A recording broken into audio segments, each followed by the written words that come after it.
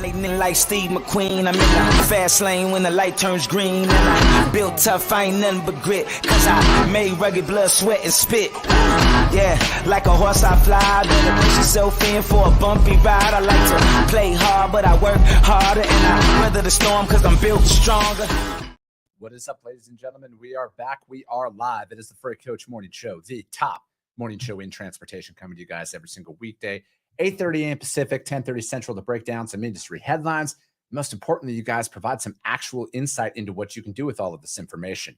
If this is your first time tuning in, welcome. This is the real side of freight, ladies and gentlemen. I do this every single weekday, you guys, where I break down industry headlines, 8:30 a.m. Pacific, 10:30 Central, and I also do it twice a week, long form podcast, where I sit down and interview only transportation professionals, ladies and gentlemen. That is right. I only speak to people in this industry because this is what this podcast is based on. It's about providing value that you can apply, utilize, and see a meaningful difference in your business, in your life, by people who have actually done or are doing what you're trying to accomplish in here. You know, like, I'm not trying to sell you a course or anything like that. We're just out here to help move this industry forward. Like, I'm a big proponent in value exchanges because, you know, I hope all the information that I throw out there makes you guys want to subscribe and share the show.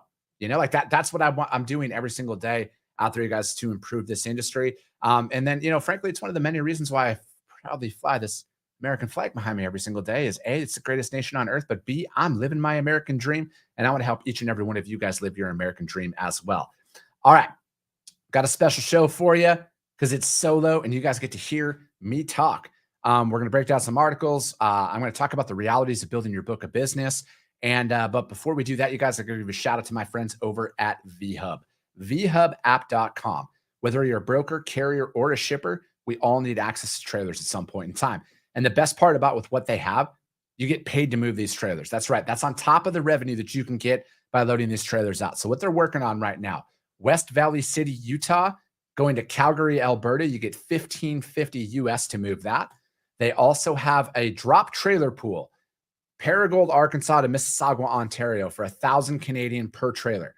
So if you've been trying to get in the door to an enterprise level shipper, you guys, and you need a drop trailer pool, or you need to be able to do something along those lines, this gives you that opportunity, because you just need there's just a couple of days allotted time to move these trailers. So you can go out there and prospect based off of this, you guys. And then they also have Stoughton, Wisconsin to Milton, Ontario, $1,000 Canadian for that. They got 200 drive-ins over there. And then finally, Milton, Ontario to Moncton, New Brunswick. So hit them up, you guys, vhubapp.com. My man, Xavier Campos, and my friend, Stacy Steen, she will be in the audience. You guys just do me a favor. Let them know that the Freight Coach sent you. Sonny Sharma, good Monday morning. Let's fucking go, Orange Shirt Gang. Sean Covell, what's up, man? He says, good fucking morning. Let's fucking go, fam. Patrick Provance, good fucking morning. Thanks for joining in. Francesca Lane, good morning. Let's fucking go. Thanks for tuning in here this morning, Francesca. All right, you guys, let's get into it here. We're at day 236. This is the 236th morning show that I've done so far. And that's also your guys' reminder that there are some real core fundamental issues in this industry that we need to fix. We need to work on truck parking. We need to work on access to trailers and everything, or not access to parking, not trailers. Access to trailers, you can go to VHub, but for access, you know, for parking, access to facilities, general necessities that are out there for our drivers. We're going to continue to talk about this stuff every single day until there's meaningful change out there, you guys, because unlike some, I don't do this for vanity metrics. I don't do this for anything other than providing value and making meaningful change in the industry. Vitaly Becker, he is out here. He's bridging our Canadian and American relations out there. Emmanuel, what's going on? He says, good morning. Tracy O. St. Clair, good morning, everyone. Sam Hunter says, good morning, Coach. Sam Hunter, what's going on, brother? Good to see you. Vitaly says, drop trailers are great. It's so much easier than live loading. Don't take my word for it, you guys. Take it from somebody who you guys are prospecting every single day. Nikolai, good morning. He's watching over on YouTube, you guys. I stream over on YouTube and Twitter as well. So if you guys go over to those other platforms, do your boy a solid. Subscribe on those platforms. Share them out. Rank them. That's how we get more and more people. Louis, what's up? Good morning. Louis with Rolling Dice Logistics. Rob Gonzalez, good morning. Thanks for tuning in. All right, you guys, let's talk about the realities of building your book of business. I see a lot of posts about this all over social media all the time. It seems like that's what everybody, it's either do this to find shippers, or double brokering, or this is why carriers suck, or this is why customers suck, and everything else. Because, again, it drives traction to your posts when you talk about that. But a lot of them always overstep the most important component of this all. And my opinion is it's actually applying the work and actually doing the work. Because, again, I talk to shippers a lot, like a lot, fortunately, in my brokerage, as well as I have some friends that are shippers that let me interview them on the podcast. And they give you guys literally 7 figures worth of value inside of those episodes if you guys just go and listen to them. Last week was Shipper Week, ladies and gentlemen. I have 2 enterprise level shippers legitimately break down what you need to do. It's all out there. You just got to listen to the episodes. But they talk about, more than anything, is, again, it's like standing out in the crowd, right? Like, how do you stand out in a sea of 18,000 freight brokers? And you might hear that and be like, oh, there's so much competition. On paper, there is, but there's really not at the end of the day, because everybody relies on the easy part of it. Everyone's going to give the same generic email template, the same bullshit DM, or the same outreach via phone calls, same thing. Everybody's the best at everything. And I think that, the reality is you can't just send 5 emails and then all of a sudden have a customer base that's going to give you $1 million a month. All right. So you got to remove that from your head. It takes a lot more effort than you could even fathom in this moment to onboard customers that get you 6 figures in profit every single month in this industry. But you'll never get there if you just like read a couple of posts and not apply it. This is why I always talk about that niche, you guys. Like, my specialty for Chris Jolly is open deck and heavy haul. This is what I move. Will I move dry van if one of my flatbed shippers comes to me and says, hey, we got a couple of dry vans, can you take care of it? Absolutely. But I'm selling myself on my niche. I'm selling myself on my specialization day in and day out, because I don't think anybody realizes how much freight's actually out there. Like, there is so much opportunity that's out there. And the reality is how are you going to sound any different than anybody else if you're just going after what everybody else is going after? Everybody wants easy, right? Everybody wants easy. Everybody wants first come, first serve. Everyone wants 20,000 pounds, you name it. I just ran, for example, you guys, I just ran a power only hot shot that was going to a trade show delivery this weekend. Why did I do it? So my competition didn't, for starters. But I did it because, like, why not? Because it's not going to start off like, and this is the building relationship with this specific customer. Like, again, I prospected them for 4 months before I got in the door with them. I got in the 4 months, you guys. Nobody's time is free, but 4 months. And I finally had a conversation with them where they're like, hey, we really enjoy what you're saying. Let's give you an opportunity. First opportunity wasn't, hey, here's this light load. It's going to pay $12 a mile. Everything's going to be great. No, it was a very specialized thing in the sense where, yeah, power only hotshot isn't like unheard of, but power only hotshot going into a trade show with a Sunday afternoon delivery. Obviously, if you've never delivered into a trade show before, you only have an allotted window of time.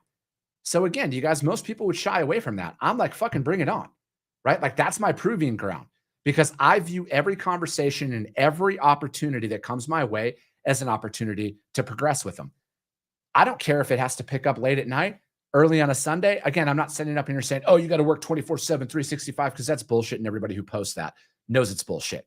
But I will rearrange my schedule early on to make sure that my customers are taken care of in these moments. And that's what the first couple of shipments are going to look like, you guys. It's not going to be easy. They don't need help with their easy freight. That's where all those incumbent providers are sitting, right? And once you're committed to this, you're committed to the onboarding process, which can take months. You're committed to the fact that just because you're onboarded with them doesn't mean that you're going to get access to a ton of their freight right away. Now, not everywhere. So, rest assured that that does happen where you do get access to a decent amount of freight right away, but that's not everywhere. And you're going to do late pickups, early morning deliveries, weekend deliveries. You're going to do what everybody else declines right away, because that's where their high need lies. The biggest fatal error you can make once you onboard a customer and start moving freight for them is start rejecting those loads that you were servicing to get you in the door because they're not fun. They're not easy, right? Think of it like this. The second you start rejecting that load, there's somebody else out there who's in their customer's ear that's going to get onboarded. Probably me. Prospecting. If you're in the flatbed world, I'm prospecting your shippers. I'm prospecting people all the time. I will gladly do a midnight pickup weekend, Saturday morning. I don't give a shit. I will do whatever it takes to service my customers. All right. That's the mentality you need, especially in this market. All right. You get in the door with somebody and then you think you're on easy street. I say this frequently, you guys. The real work, sales is easy. Getting customers is easy because the real work always starts when they start tendering over freight. And once you can conceptualize that, all the anxiety, which I feel as well, I get nervous when I make cold calls. I do this all the time. I'm a fucking human being just like the rest of you. All right. But the fact of the matter is I'm going to continue to do that. I'm going to continue to do that knowing that the easy part is the rejection. The easy part is getting told, no, we don't need you right now. And then because like the real work's going to start when they're like, yeah, you know what? Let's give you a shot. That's when the real work starts. That's when the pressure starts. That's when you have to really apply everything that you've been saying out there. This is the reality of what you guys are going to go through when you're building your book of business. All right. So stop searching for easy. Stop selling that you can do all of their easy freight. They don't need you for that. They need you for complex. They need you for late night pickups, early morning pickups, late night deliveries, whatever it looks like, you guys. That's the angle you need to take with this and stop saying that you're the best at everything. All right. And again, if you want more and more insight into this, you guys, just again, shameless plug for myself. I literally interviewed 2 enterprise level shippers last week. Go over to my podcast, Coffee with a Freight Coach on iTunes and Spotify. Listen to them. If you apply everything that they say in there, in your prospecting phase, in your customer execution phase of when you're actually moving their freight, talk to me in a year. And if you apply everything that they say, I guarantee you will have a 7-figure book of business in a year if you apply what they say. They gave you the keys to a fucking Ferrari in there. All right. All right. Let's see here. Vitaly says, bless flatbed drivers. Tossing straps and chains is tough. Yeah. Especially up in Toronto right now. And then especially out in Arizona here in the middle of summer. And let's see here. Francesca, energy, fire. Stephen Mason, what's up, brother? Says, which shippers do you deem worth reaching out to? And then what key questions are you asking? Stephen, for me personally, I'm like, my niche is building materials, construction equipment, pipe, and stuff like that. So I'm going in there and I'm doing my research. I go to their website. I find out what their network looks like. I know what their product is, and I'm selling based off of my experience in hauling similar products that are out there, asking very specific questions about what it is that they're doing, where it's not basic. Like I'm not reaching out to somebody to find out how they operate. I know how they operate, and I position myself in my emails where they can tell that I know what I'm talking about based in my outreach alone. And, but you know, like for my key questions is I want to know a lot of how much job site deliveries do they have? If there are job site deliveries, is it crane? Is it going to be a crane offload? Is there a crew specifically flown in? What does this look like? Or is this an extended job site that, like, you know, they're working 24/7, 365 out there for the next 3 years? And then I want to talk to them about, you know, especially if they have, if they talk about importing freight and stuff like that. I want to talk to them about how cross-border and stuff, if it works out. And again, a lot of my questions are formulated based off of the research that I do on the company's website.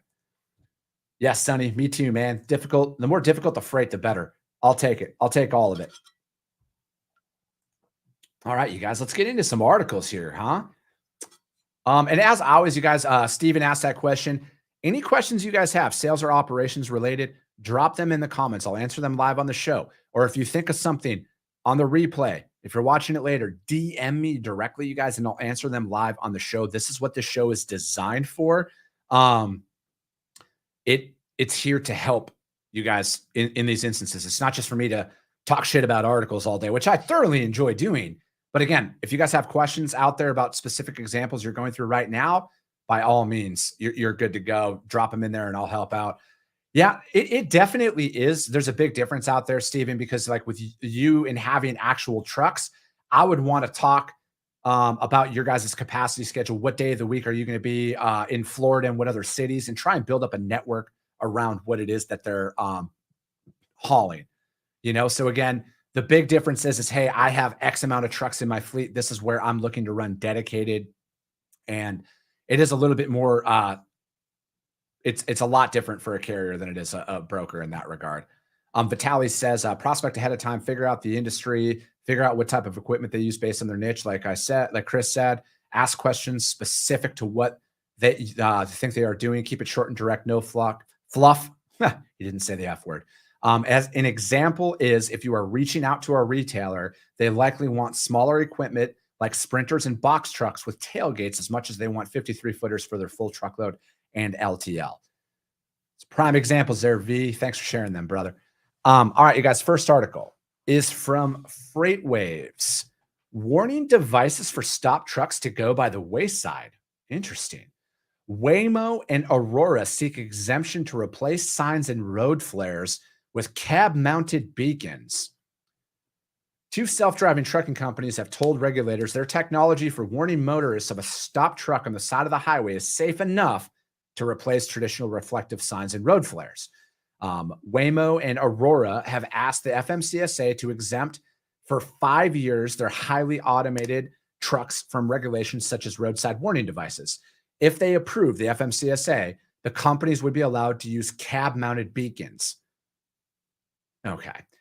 Waymo and Aurora believe it's possible to achieve the safety purpose of the warning device in an alternative way by using forward and rearward facing amber flashing lights mounted on the cab at the height of the upper edge of the side view mirrors. The FMCSA stated in a notice to be posted in the Federal Register on Friday. Waymo and Aurora each separately tested variants of such devices and have concluded that the cab-mounted warning devices was equally or more effective in enabling road users to recognize and react to potential hazard presented by the stopped truck. Specifically, the companies are seeking an exemption from 2 regulations related to roadside warning equipment, the types of devices allowed, and where they are placed.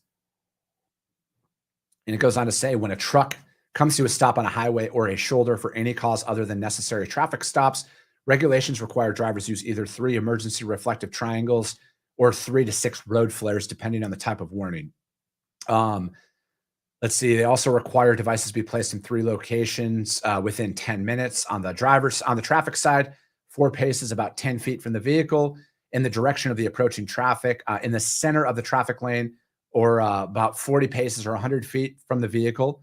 And then in the center of the traffic lane, about 100 feet from the vehicle, in the direction from the approaching traffic. In addition, if the stopped truck is within 500 feet of a curve, crest, or hill, or other obstruction, the warning device is required to be placed up to 500 feet from the truck. Because the cab-mounted devices for which these companies seek an exemption are flashing lamps, Waymo and Aurora also want an exemption from a requirement that exterior lamps be steady burning. All exterior lamps shall be steady burning with the exception of turn signal lamps, hazard warning signal lamps, school bus driving lamps that are out there. While the FMC notice does not make clear that the exemption, if granted, would extend beyond Waymo and Aurora, an FMCSA spokesman verified that the request was not limited to just the 2 companies.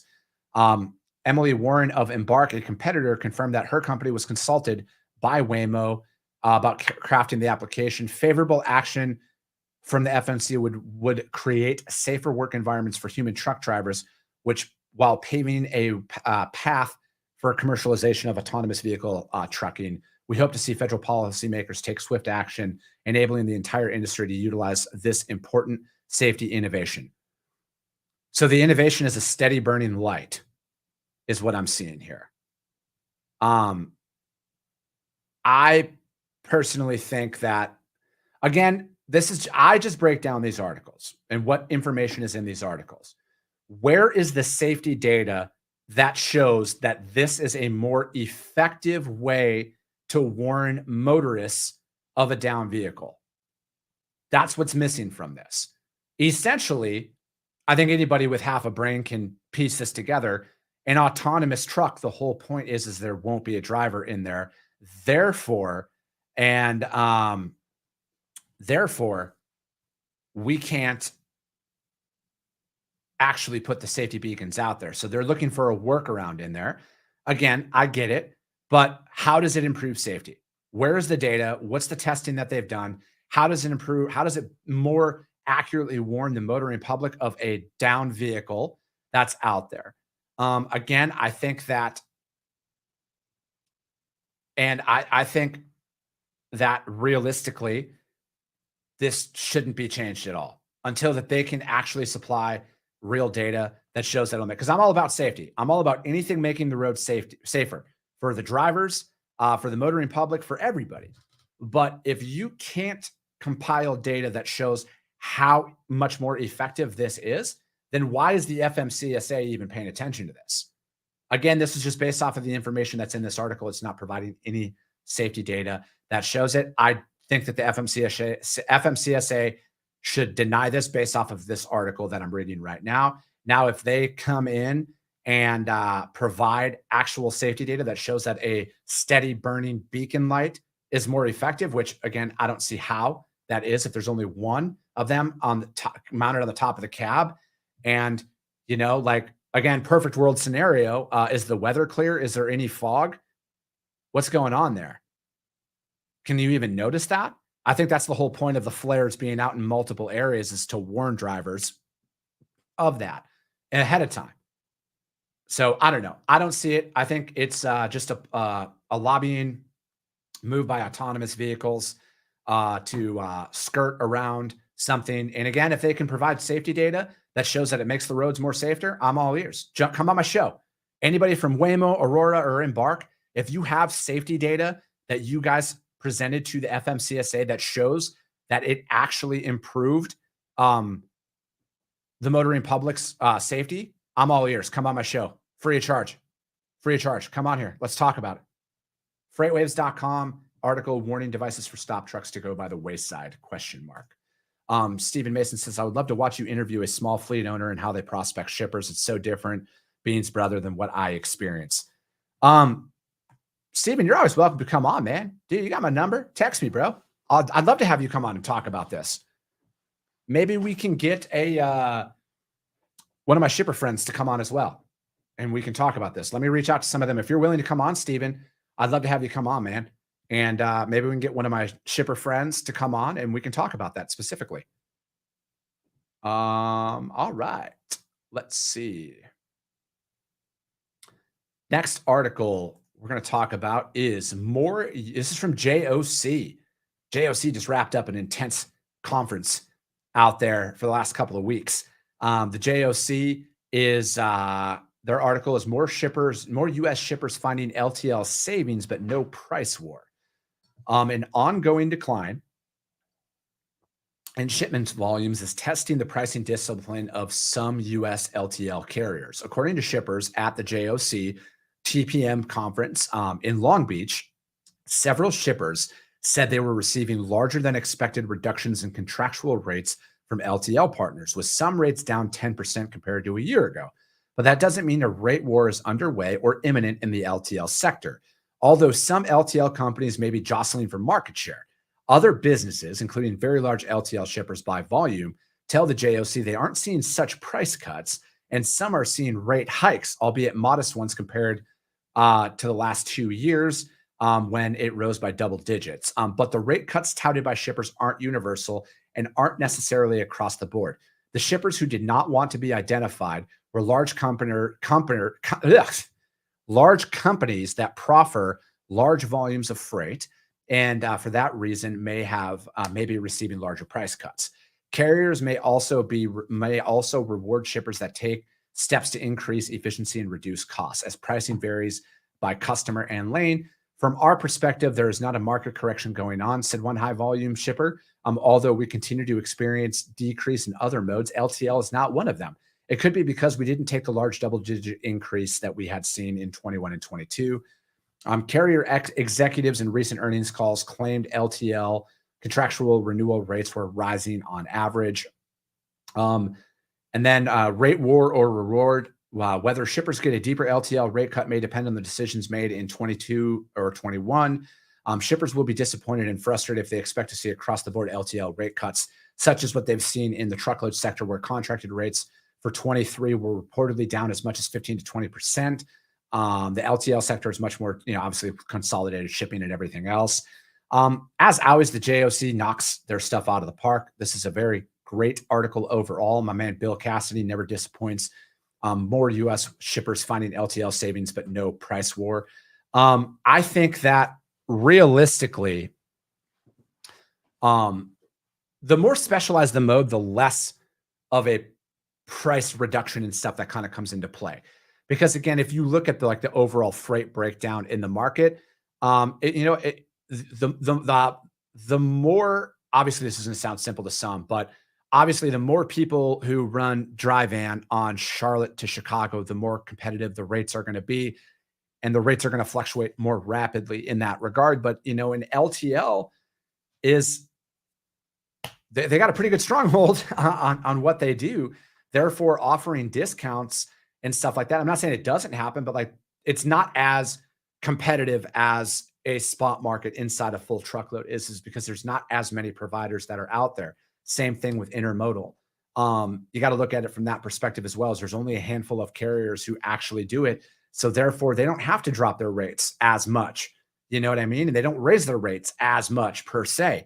But again, I think that that's something to take into consideration as you're pricing out your full truckload. Is I think that a lot of the volume is shifting back in to the LTL market, where over these last couple of years, people just needed the capacity. So they were throwing 10 pallets on a truck and saying, run it dedicated. And they were paying a dedicated truckload price, where now it's kind of transitioning back into how it always was. Right. So I think that that's going to have a lot to do with it as well, you guys. But no, this is a really good article.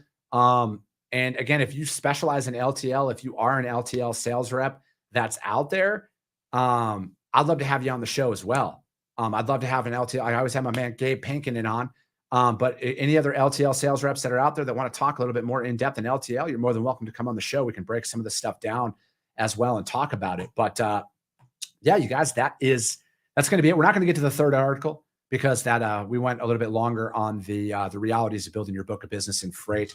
But yeah, you guys, the links to these articles will be uploaded onto the Freight Coach YouTube channel, as well as the Coffee with the Freight Coach audio only replay of this, which will be available on iTunes and Spotify almost immediately after the show. But as always, you guys, if you guys saw value in what we were talking about here today, subscribe, share that show, rank that show, and get it out there. This is how we are the top podcast in transportation, is because of each and every one of you. And that because you guys see value in this, chances are your network's going to see value in it as well. So get it out there and share it. We'll be back tomorrow, you guys, 8:30 a.m. Pacific, 10:30 Central. But yeah, that's it for today, you guys. I appreciate you guys. I love you guys, and we'll be talking to you soon.